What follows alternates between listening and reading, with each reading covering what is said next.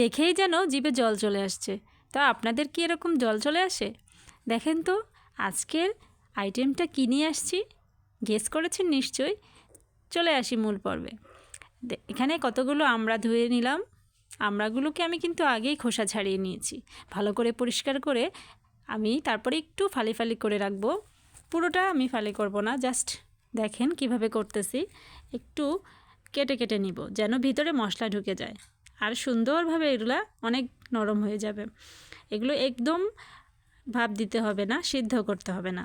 আমি জাস্ট এখানে মশলা দিয়ে দিলাম, তেলের উপরে সব চিনি, লবণ, আমার হচ্ছে পাঁচফোড়ন, আদা রসুন সব আইটেমগুলো দিয়ে একটু শুকনো মরিচের গুঁড়ো, তারপরে আমি আমড়াগুলোকে ঢেলে দিলাম। তারপরে দেখেন আমড়াগুলোকে ভালো মতো মশলার সাথে মিশিয়ে নিচ্ছি। আর এইটা যখন আস্তে আস্তে কমে যাবে আর আমড়াগুলোও সিদ্ধ হয়ে যাবে, এটা খেতে অসাধারণ, একদম মিষ্টি। আমার আমড়াগুলোও ছিল মিষ্টি আর আমি এর সাথে অনেকগুলো চিনি অ্যাড করেছি, তো খেতে খুব মিষ্টি হয়েছে, অনেক টেস্ট হয়েছে। আপনারাও এরকম খেয়ে দেখতে পারেন।